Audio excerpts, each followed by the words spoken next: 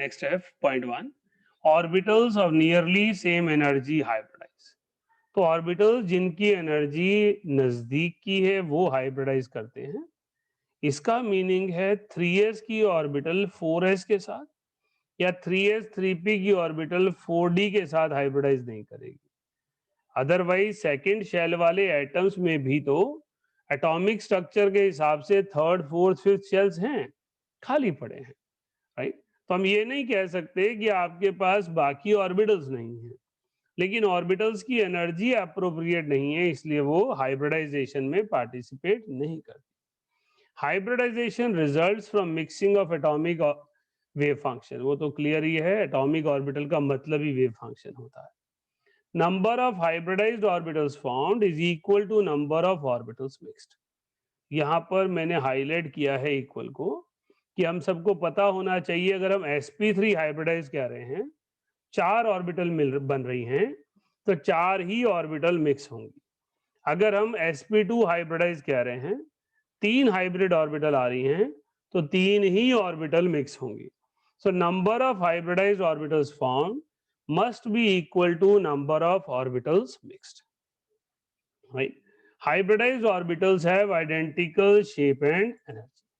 आपके पास hybridised orbitals की shape और एनर्जी बराबर होती है, इसलिए sp3 हाइब्रिड ऑर्बिटल में 4 ऑर्बिटल हैं, चारों की एनर्जी, चारों की शेप, चारों की ओरिएंटेशन एक जैसी आ गई। ओरिएंटेशन हर जगह सेम नहीं होती, इसलिए ओरिएंटेशन को यहाँ ऐड नहीं किया है, लेकिन sp3 में सेम होती है, इसलिए मैंने कहा, राइट।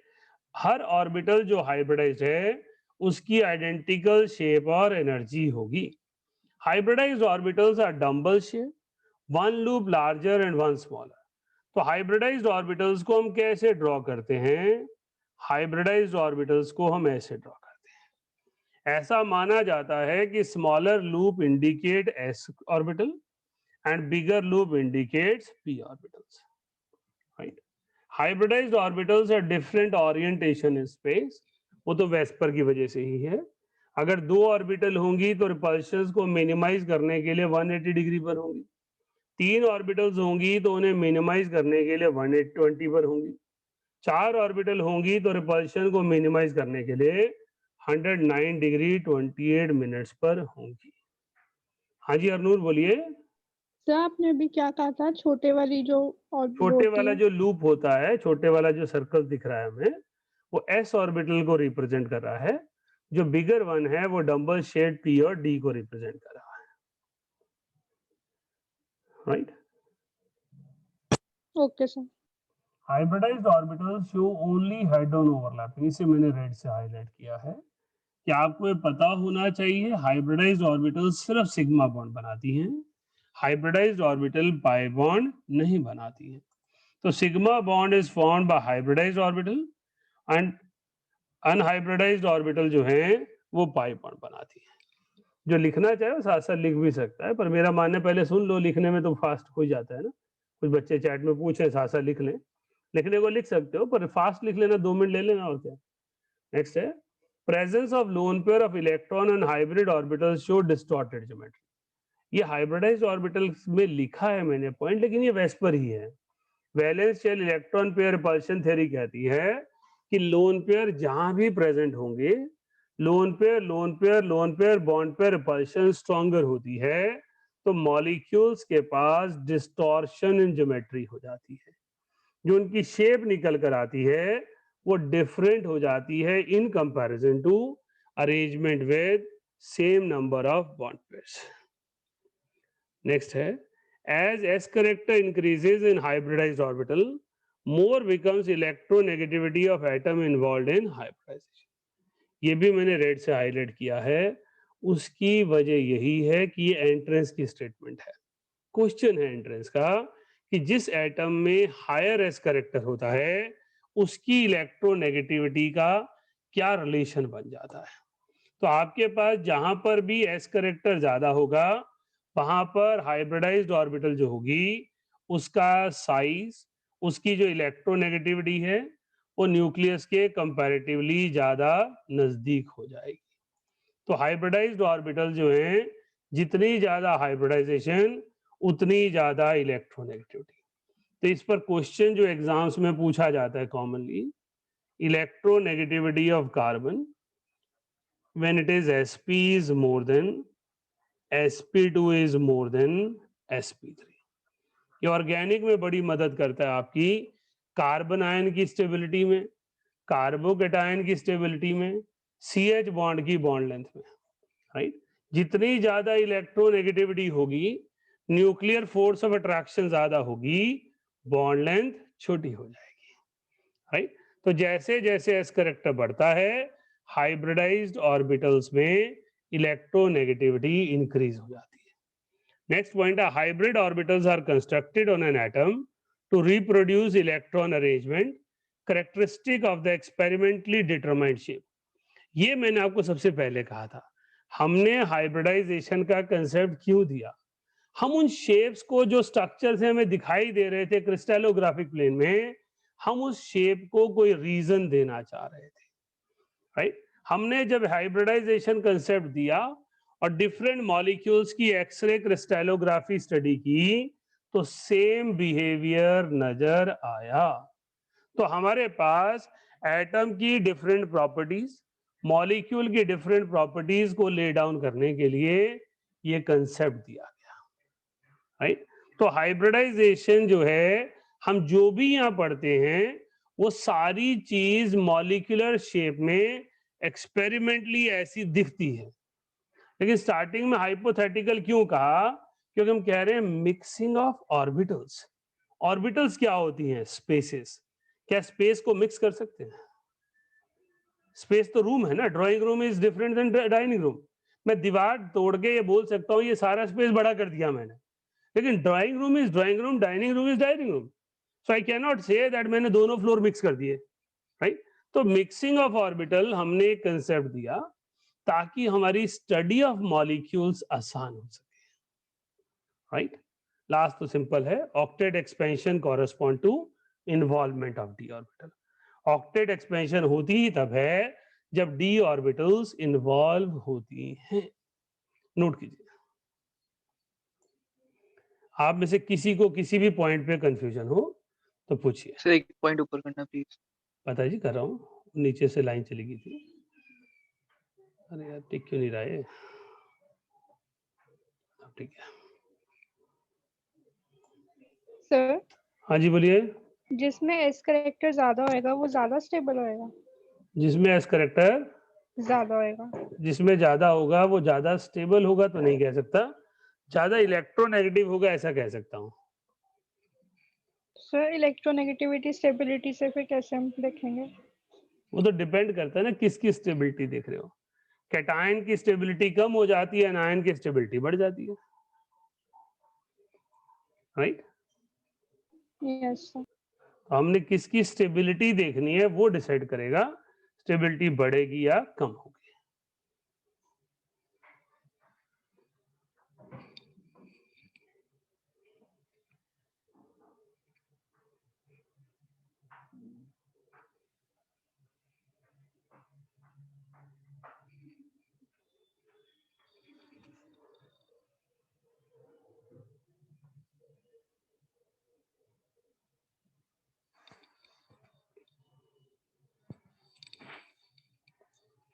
आज आपको शीट हाइब्रिडाइजेशन पर आएगी और संडे को तो नहीं, अगले वीक करेंगे टेस्ट, बॉन्डिंग का कंप्लीट का करेंगे।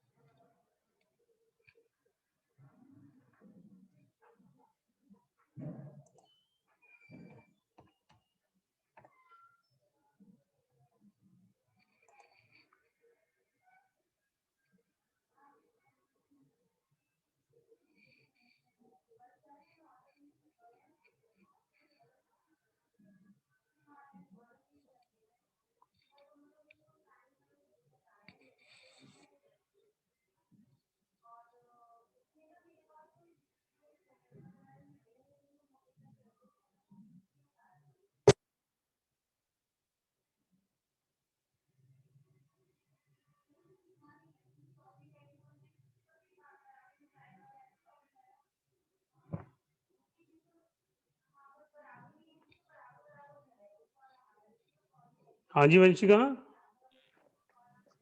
सर जब हमने सेम एनर्जी हाइब्रिडाइज बोला तो मतलब सेम शेल के ऑर्बिटल्स कंबाइन करेंगे। सेम शेल और स्लाइटली हायर। जैसे हमारे पास हम बात करें 3D और 4S की, है ना। 3D और 4S की एनर्जी नियरली सेम होती है। 4D और 5S की एनर्जी नियरली सेम होती है। They can also hybridize. Okay sir. हाँ जी बेटा।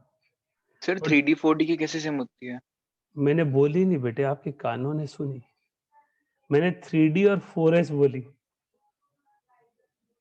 ठीक है सर। 3D 4D तो सेम हो ही नहीं सकते ना, वो तो मिक्स करूंगा तो गड़बड़ हो जाएगी।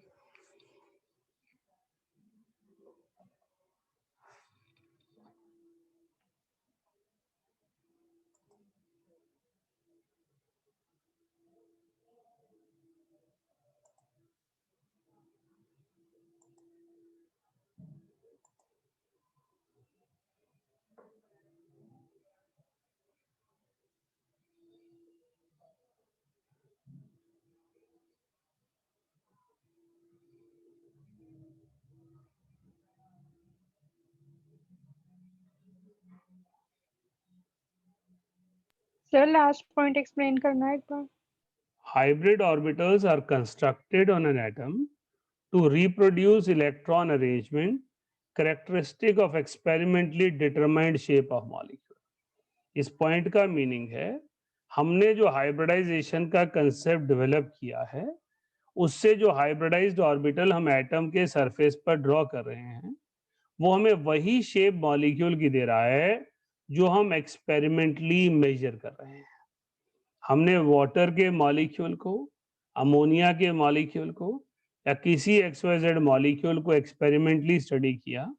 जो अरेंजमेंट वहां दिखाई दिया, वो अरेंजमेंट हम हाइब्रिडाइज्ड ऑर्बिटल की मदद से जस्टिफाई कर पा रहे हैं। Okay sir.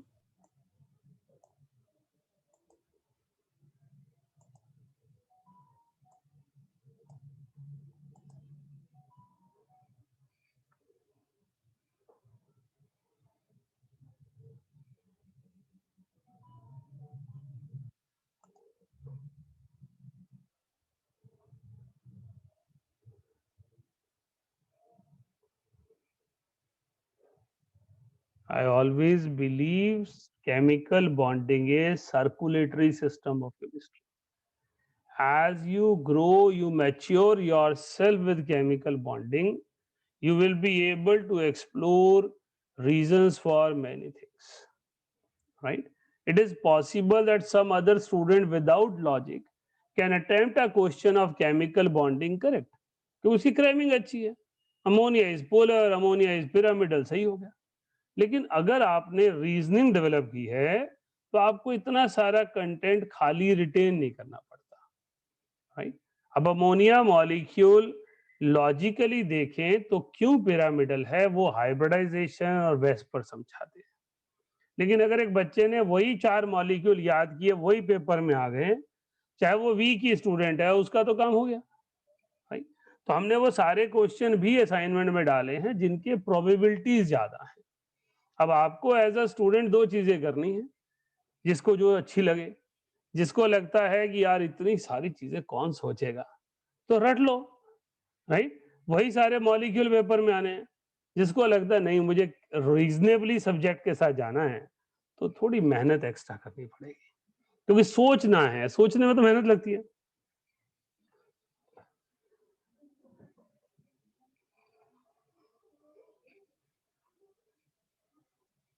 हाँ जी, हो गया, चले आगे।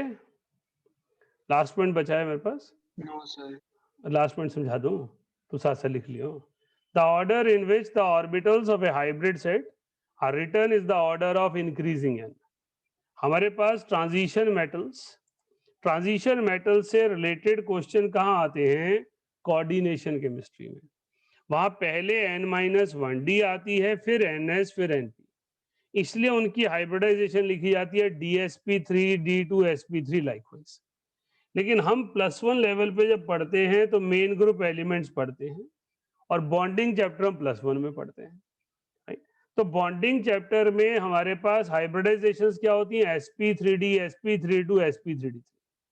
sp3d लिख रहा हूं तो थर्ड शेल का s है, थर्ड शेल का p है, थर्ड शेल का d है।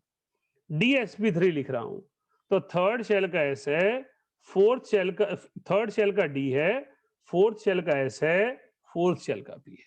इसलिए हमने यहां पर लिखा कि अगर मैं n-1d लिख रहा हूं, अगर मैं n-1d लिख रहा हूं तो मैं d पहले लिखूंगा, राइट?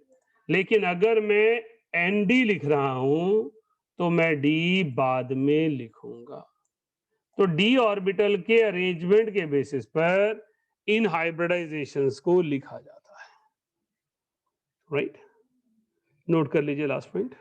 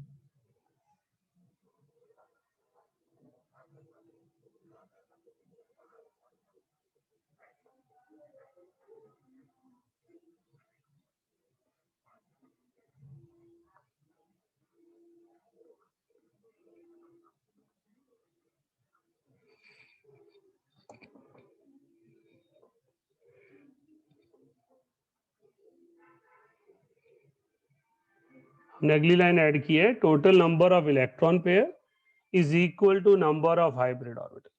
तो जो फॉर्मूला आपने लास्ट क्लास में total number of electron pair का लिखा था, उसी को आप नंबर ऑफ हाइब्रिड ऑर्बिटल बना सकते हैं।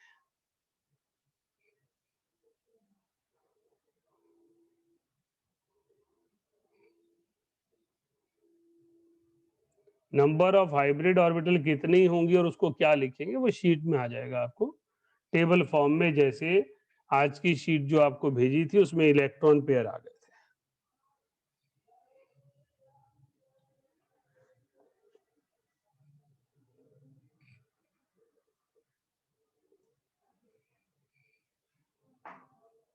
अब मैं आपको हाइब्रिडाइजेशन थ्रू स्ट्रक्चर समझाऊंगा ऑर्बिटल्स के, और उनकी शेप्स को बनाने का तरीका, और उनके पी पाई डी पाई बॉन्ड बनाने का तरीका समझाऊंगा। शॉर्टकट फॉर्मूले तो हम कभी भी डेवलप कर सकते हैं, पर पहले हम अपने आप को कंसेप्ट ऑफ हाइब्रिडाइजेशन समझाएंगे।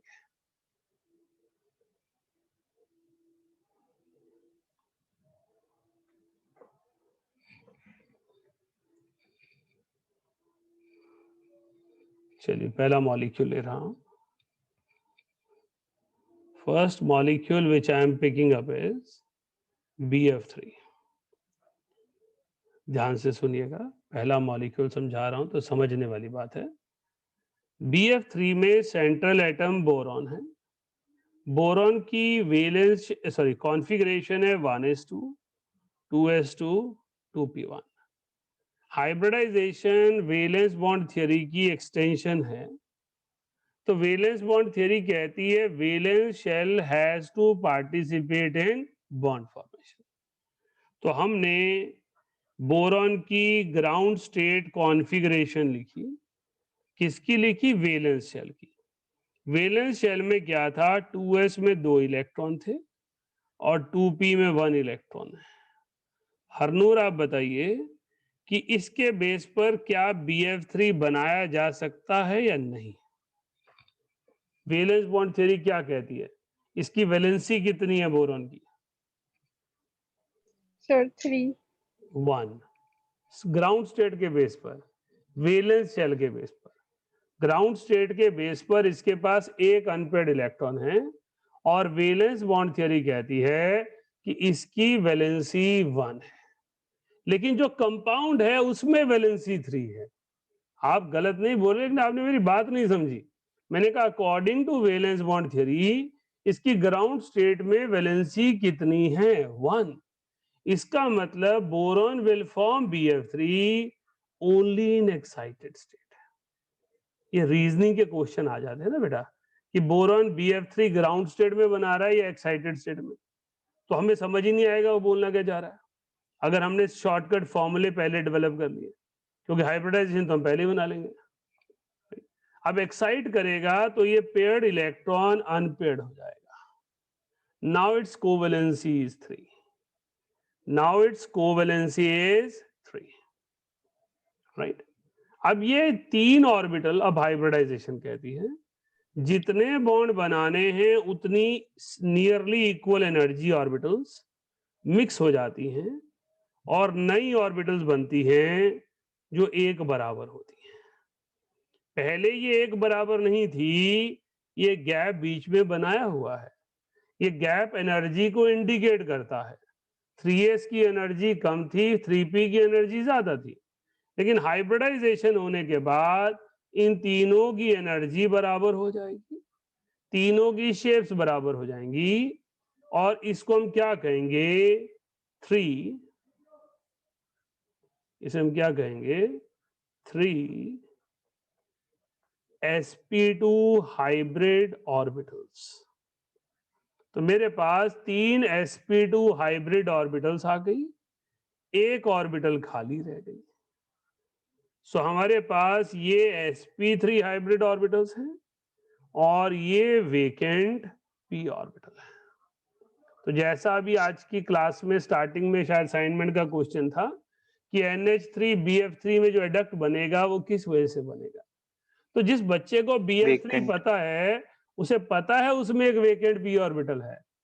राइट. तो मेरे पास ये 3 जो ऑर्बिटल्स हैं ये 3 फ्लोरीन एटम्स के साथ सिग्मा बॉन्ड बनाएंगी. Hybrid orbitals always form sigma bond. So now boron has sp2 hybridized orbital, 3 sp2 hybridized orbital. Each orbital has 1 unpaired electron and that electron is participating in sigma bond formation with fluorine. Right? अब क्योंकि 3 bond pair, अब यहां पर क्या concept आएगा? VSEPR. It has 3 bond pair, 0 lone pair. So it must be trigonal planar.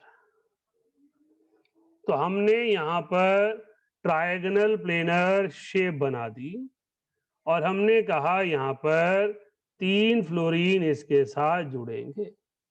ये shape तो VSEPR की है. हाइब्रिडाइजेशन की कैसे होगी? हाइब्रिडाइजेशन ने कहा कि तीनों ऑर्बिटल्स कैसी होनी चाहिए? डंबल शेप जिसमें एक बड़ा लूप हो, एक छोटा लूप हो. तीनों की ओरिएंटेशन कैसी होगी? इलेक्ट्रॉनिक डिस्ट्रीब्यूशन के बेस पर होगी. इन तीनों ऑर्बिटल्स में एक एक इलेक्ट्रॉन बोरॉन का पड़ा होगा। इन ऑर्बिटल्स के साथ फ्लोरीन की कौन सी ऑर्बिटल आएगी? फ्लोरीन की p ऑर्बिटल आएगी। Fluorine will have p orbital which will combine with it, है ना। तो फ्लोरीन की p ऑर्बिटल आएगी जो इसके साथ ओवरलैप करेगी। सो फ्लोरीन की p ऑर्बिटल ने ओवरलैप किया और ये ओवरलैपिंग के बाद एक शेप निकल कर आ गई। तो हमने इन बॉन्ड्स को कैसे क्लासिफाई किया? हमने इन बॉन्ड्स को क्लासिफाई किया that this is a sigma bond formed between sp2 hybrid orbital of boron and p orbital of fluorine, right? And it has one vacant p orbital. This is it. तो जब आपको hybridisation आ जाती है तो आप इस तरह से थ्योरी को डेवलप करते हैं। ये जो मैंने ब्लैक कलर से ऑर्बिटल बनाई है, ये आप घर में 3 बैलून लीजिए, फुलाइए उन्हें एक जगह सेंटर में बांध दीजिए, ऐसे ही दिखेंगे। No other possibility.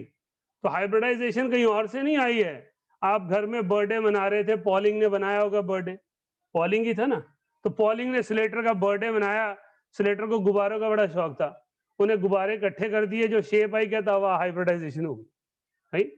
उसने नई सी शेप हाइब्रिडाइज्ड ऑर्बिटल की डेवलप कर दी, राइट।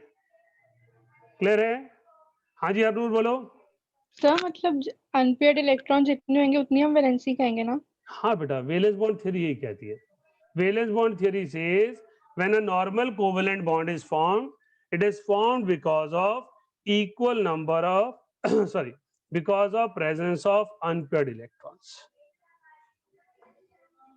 यस हाँ जी समृद्धि। Good morning sir. बाकी सब नोट करिए फटाफट ताकि मैं अगला मॉलिक्यूल करा पाऊं। समृद्धि बोलिए। सर कोवेलेंसी और वैलेंसी में क्या डिफरेंस है? Valency is general property and covalency is number of covalent bonds which an atom can form. Covalency specific हो गया covalent, valency generalize हो गया आयनिक हो चाहे covalent हो। ओके सर, हाँ जी, थैंक यू सर। वेलकम।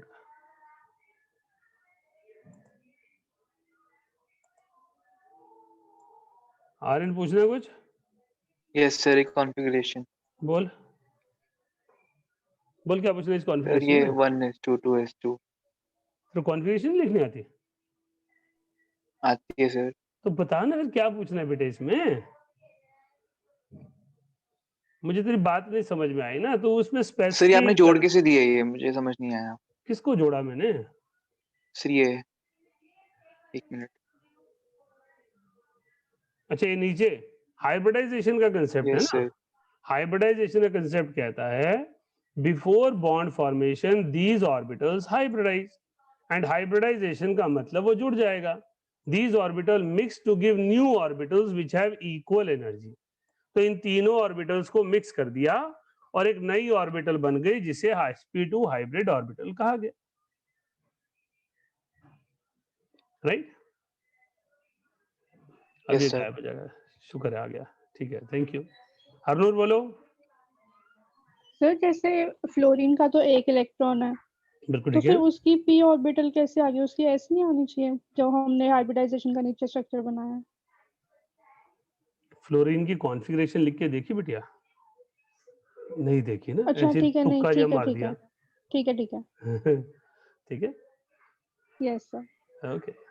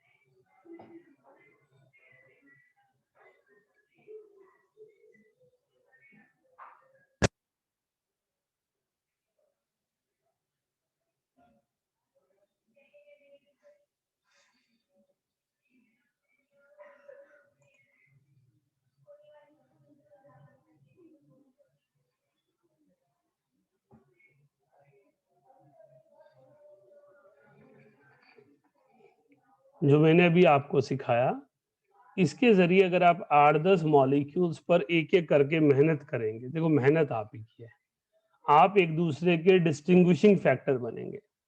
अगर आप इन पे एक एक करके मेहनत कर लेंगे तो आपकी इनऑर्गेनिक भी सुधर जाएगी, बॉन्डिंग में भी आपके रीजन ऐसे नहीं आए, थॉट ऐसे नहीं आएंगे मुझे कैसे पता। ऐसे बहुत सारे बच्चों में होता है ना, मुझे कैसे पता इसका वेकेंट ऑर्बिटल है, मुझे कैसे पता इसका लोन पेयर है। ये बनाकर देख लो ना, आ जाएगा, पता चल जाएगा, राइट। तो वो थॉट प्रोसेस सिर्फ तब डेवलप होगा जब आप मेहनत करेंगे। कराने को तो मैं भी करा सकता हूँ, खाली एक ही चैप्टर थोड़ा ना पढ़ना, राइट। अगर मैं 20 मॉलिक्यूल कराऊंगा तो उसी में सारा टाइम निकल जाएगा, हर चैप्टर में नए नए हीरे निकल कर आएंगे, तो हमने हर हीरे को तराशना है ना।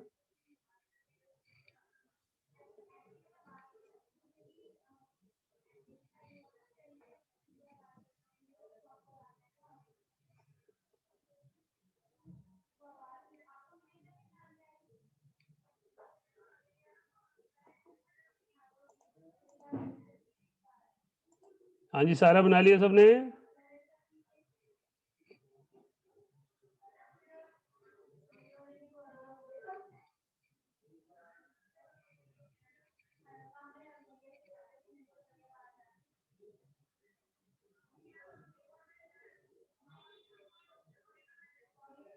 अभी मैं अगला मॉलिक्यूल करा रहा हूँ, ध्यान से सुनना है, समझने के लिए ज्यादा जरूरी है।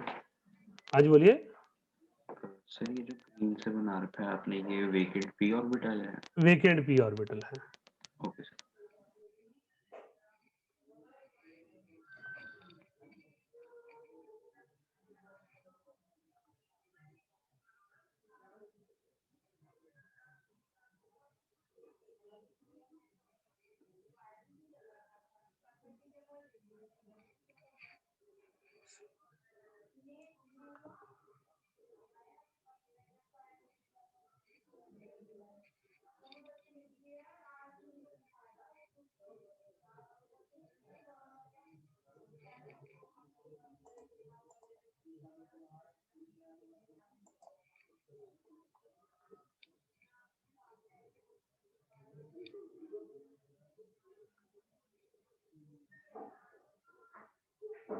नेक्स्ट मॉलिक्यूल ले रहा हूं बेटा मैं, SO2Cl2। मैंने अलग अलग वैरायटी वाले मॉलिक्यूल लेने हैं, जिनमें सेम फीचर हैं, वो आपकी अपनी प्रैक्टिस के लिए है, राइट। तो मैं अगला मॉलिक्यूल जो ले रहा हूं वो SO2 ले रहा हूं। SO2Cl2 is sulphuryl chloride. इसमें सेंट्रल एटम कौन सा है? सल्फर है। तो मैंने सल्फर की कॉन्फ़िगरेशन लिखी 1s2, 2s2, 2p6, 3s2, 3p4। तो वैलेंस शेल कौन सा है? ये है। मैंने इसके वैलेंस शेल की ग्राउंड स्टेट कॉन्फ़िगरेशन लिख दी। सल्फर की ग्राउंड स्टेट कॉन्फ़िगरेशन आ गई 3s2, 3p4। समृद्धि आप बताइए, इसके बेसिस पर सल्फर की वैलेंसी कितनी है जो ग्राउंड स्टेट मैंने बनाई है? सर 2। वेरी गुड, इसकी वैलेंसी 2 है। लेकिन एक्चुअल कोवैलेंसी कितनी है? Actual covalency in the compound, sulph oxygen क्या है? डाइवेलेंट। क्लोरीन क्या है? Monovalent. So actual covalency is 6। तो इस पर्टिकुलर ग्राउंड स्टेट की कोवैलेंसी से इसको फायदा नहीं होगा, इसे एक्साइटेड स्टेट में जाना होगा। लेकिन एक्साइटेड स्टेट कौन सी आएगी? सेकेंड एक्साइटेड स्टेट, जिसमें कोवैलेंसी 6 हो जाए। तो एक्साइटेशन के लिए ये कौन सी ऑर्बिटल यूज करेगा? 3d ऑर्बिटल यूज करेगा। ये सारे वो क्वेश्चन के आंसर हैं जो आप लोग मुझसे पूछ रहे थे, डी पाई, पी पाई, पी पाई, डी पाई हमें कैसे पता, है ना? हमें ऐसे पता है। अगर हमने इतनी मेहनत की है तो हमें सब समझ में आ जाएगा, कुछ भी हमारे एक्स्ट्रा नहीं है। अब ये 6 कोवेलेंसी पर आ गया। अब पहले कौन सा बॉन्ड बनता है, सिग्मा बॉन्ड और पाई बॉन्ड? सिग्मा।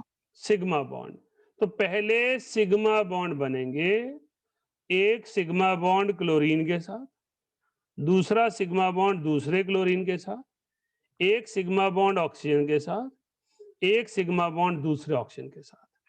सिग्मा वाली ऑर्बिटल्स हाइब्रिडाइजेशन में इन्वॉल्व होती हैं, तो सिर्फ यही ऑर्बिटल्स हाइब्रिडाइजेशन में इन्वॉल्व होंगी। एक S है, 3 P है। इसका मतलब SO2Cl2 में सल्फर जो है वो sp3 हाइब्रिडाइज्ड है। अब पाई बॉन्ड बनने हैं। पाई बॉन्ड बनाने के लिए ये d ऑर्बिटल इन्वॉल्व है। तो इन दोनों पाई बॉन्ड की नेचर क्या होगी, p पाई d पाई। p ऑर्बिटल किसकी, ऑक्सीजन की, d ऑर्बिटल किसकी, सल्फर की। तो हमें ऐसे पता चलता है। हाँ जी बेटा बोलिए। कुछ नहीं सर। कुछ पूछ रहा था कोई?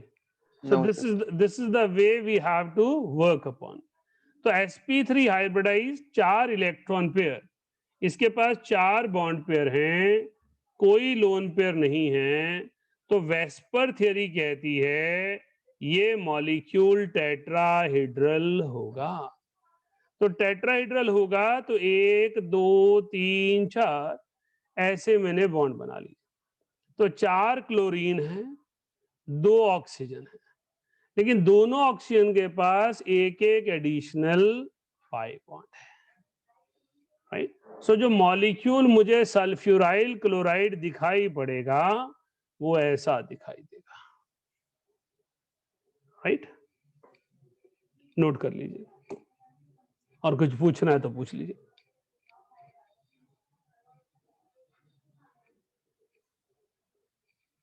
हाँ जी, एनी क्वेश्चन सल्फ्यूराइल क्लोराइड पर?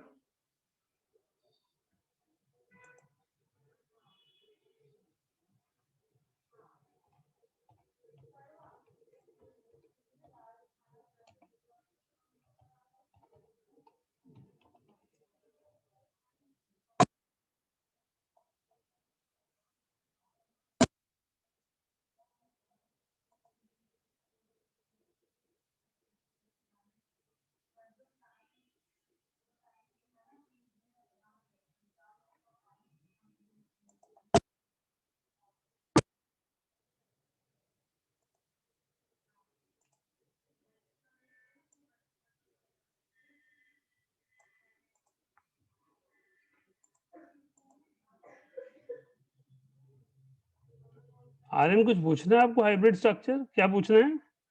सर इसको बना दो। और बैलून्स नहीं बनेंगे, मैं बनाऊंगा तो आप उलझ जाएंगे। इसकी जरूरत नहीं है, जहां पर जरूरत थी वो बना दिया था। Okay sir.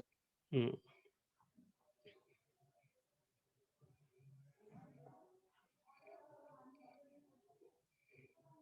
ये नोट कर लो, आपकी सेटिस्फेक्शन के लिए बना दूंगा। अगर आप सिर्फ चाहते हो कि मैं दिल को एक सेटिस्फेक्शन सी हो जाए, मैंने कुछ और पढ़ा है।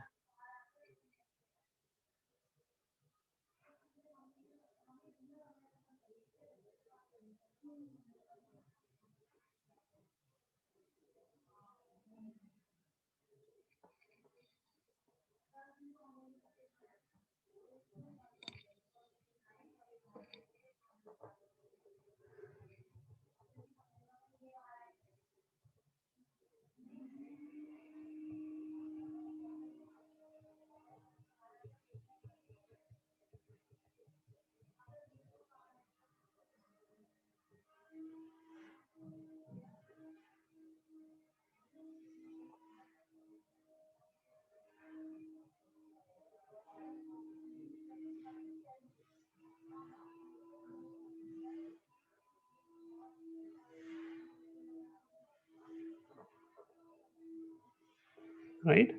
बना लिया सबने? अब मैं आर्यन चोपड़ा की सेटिस्फेक्शन के लिए एक स्ट्रक्चर बना देता हूँ, किसी ने नोट नहीं करना है क्योंकि आप उलझ जाएंगे और नीड नहीं है हमें ना। नीड होती तो चलो आपसे बनवा ही लेता।